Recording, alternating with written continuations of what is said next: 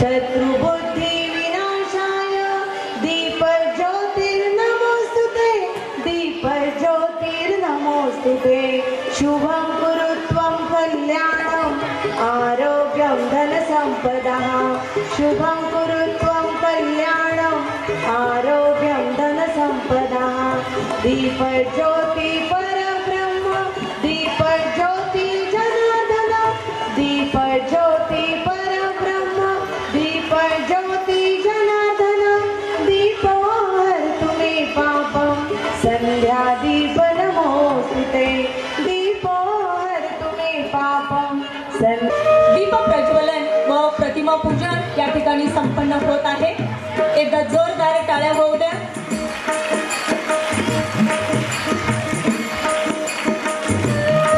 पूरपालकाय सुवर्णवर्णाय सुखात्मकाय सुदीशवंदाय सुभावनाय श्री सिद्धरामाय नमः शिवाय नमः शिवाय नमः शिवाय।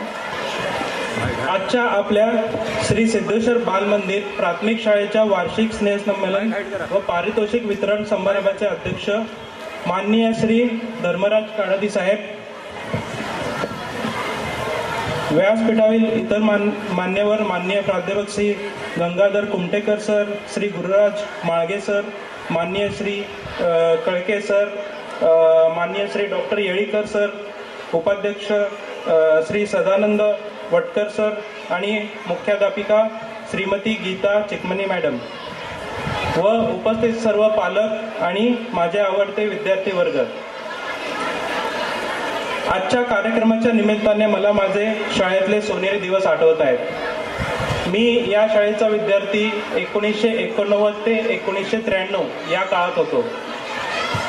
त्यावेळी शाळा एक लहान इमारत होती, ग्राउंड फ्लोअर आणि फर्स्ट फ्लोअर एवढी शाळा होती, पण आज ही शाळेची भव्य इमारत पाहून खरंच खूप आनंद आणि समाधान वाटले। आपल्या श्री सिद्धेश्वर प्राथमिक शाळेतच आमच्या आजच्या भवितव्याचा पाया रचला गेला।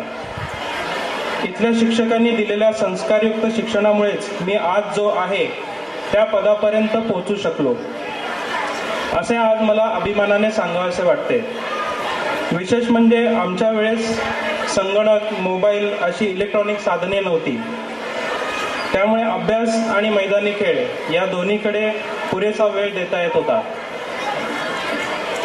त्या अनुषंगाने मला आज माझ्या बालमित्रांना आवर्जून सांगावेसे वाटते, तुम्ही मोबाईल वगैरे इलेक्ट्रॉनिक माध्यमातून अडकून न बसता अभ्यासाकडे जास्त लक्ष दिले पाहिजे।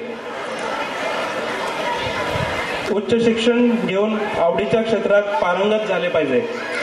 सर्वांशी संवाद साधा, अभ्यासाच्या संदर्भात चर्चा करा, त्याचबरोबर मैदानी खेळांमध्ये स्वारस्य ठेवा।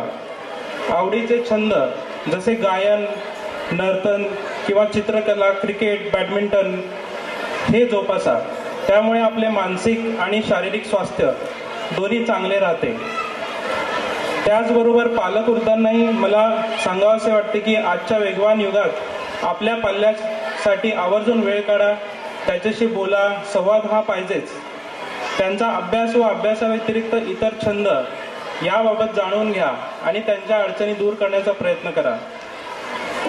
त्यांच्यावर खूप अपेक्षांचे ओझे न लागता त्यांच्या कृतीप्रमाणे आणि आवडीप्रमाणे त्यांना विषय निवडू द्या। यापुढे मी फारसा वेळ न घेता मला माझ्या शाळेत प्रमुख पाहुणा म्हणून आमंत्रित करून मला माझे विचार व्यक्त करण्याची संधी दिल्याबद्दल मी कार्यक्रमाच्या संयोजकांचे आभार मानतो। धन्यवाद। प्राथमिक शाळेचा हिरक महोत्सव, या हिरक महोत्सवाच्या निमित्तानं जो ह्या वर्षीचं गॅदरिंग आपण या ठिकाणी करतोय, स्नेहसंमेलन करतोय, त्याचे या ठिकाणी असलेले आपलेच आपल्या शाळेचे 1989 ते 93च्या काळातले विद्यार्थी सन्माननीय डॉक्टर लोणीकर, व्यासपीठावर असलेले आमचे सर्व सहकारी विश्वस्त, पालक शिक्षक संघाचे उपाध्यक्ष, या बालक मंदिराच्या मुख्याध्यापिका चिकमनी मॅडम,